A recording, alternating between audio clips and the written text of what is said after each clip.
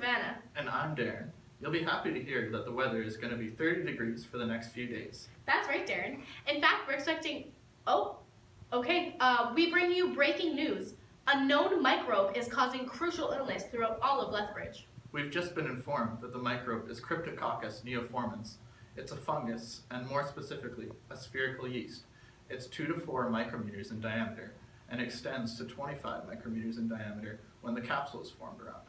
The spores of the yeast are inhaled. If inhaled by a healthy person, it causes no harm. If inhaled by immunocompromised, then we are worried.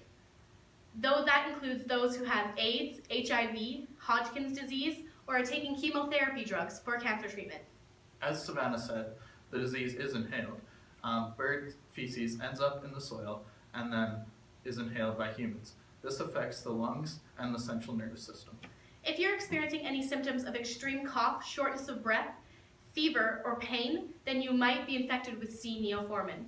If in worsened conditions, it can lead to C. meningitis. These symptoms include headache, fever, neck pain, nausea, confusion, sensitivity to light, or even changes in your behavior. If you're experiencing any of these symptoms, please contact your nearest physician. And now, to Madeline in the field with further diagnosis and treatment. Thank you, Darren. I am currently inside of the laboratory where they initially discovered the outbreak of C. neoformans. I have been informed on the diagnosis process, where your doctor will take a tissue sample or a bodily fluid, such as your blood, send it off to a laboratory where it will be examined under a microscope and tested with antigens. Another way this can be tested for is you can get an X-ray or a CT scan of your heart, chest, lungs, brain, or any other infected areas. The treatment is going to last up to 6 months at the least, and it all depends on the severity and where you are infected within your body. A mild to moderate treatment would be the pulmonary infection, which is treated with fluconazole. The severe lung infection or CNS infections are treated with amphotericin with a mixture of fluconazole. As you can see here, this is a picture of C. neoformans. Fluconazole is an oral medication that is used to treat and prevent yeast and fungal infections. It works by stopping the growth of certain types of fungus. For people who can't handle fluconazole, itraconazole is an acceptable alternative. Itraconazole prevents fungal infections in people with HIV. Amphotericin B is a medication that is taken by injections. It is for treating life-threatening fungal infections. It works by killing the fungus and preventing reproduction. In some cases, C. neoformans may require a surgery to remove the fungal growth. The best ways to prevent C. neoformans are to perform hand hygiene, keep a healthy immune system, and for people with HIV, it is recommended to have routine testings. And now back to Savannah and Darren in the studio. Thank you for that, Madeline. Now we're going to be talking about the mechanism of the microbe. This infection enters the alveolar spaces of the lungs and causes a pulmonary infection.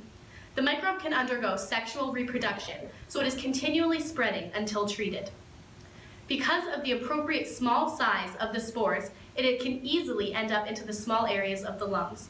To cause infection, C. neoformans must grow at 37 degrees Celsius in an atmosphere of approximately 5% carbon dioxide with a pH of 7.3 to 7.4. The virulence factor of this microbe cannot be attributed to any single factor, but instead, all working in unison. This is considered a low-grade virulence.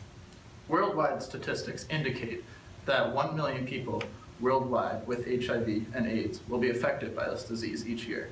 720,000 people of that live in sub-Saharan Africa, and this is due to the fact that they don't have technology to reduce the transmission of this disease. Also, out of the 1 million people, 625,000 will pass away from this disease each year. In conclusion, this disease is contracted through inhalation of the microbes, but is relatively harmless to any of us who have a healthy immune system. Right now, the main concern is of those with a weakened immune system. To be safe, physicians are recommending that you get regular HIV testings, practice and perform proper hand hygiene, and do your best to maintain a healthy immune system. Keep in mind, there is treatment for this disease, such as oral medications, and in severe cases, surgery.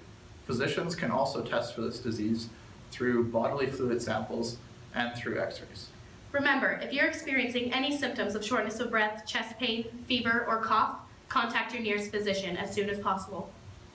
Thank you for tuning into E-News as we bring you top information every day. And a big thank you to my co-anchor Savannah and Madeline out in the field, as well as the microbiologists who are working hard to stop the transmission of this horrible disease.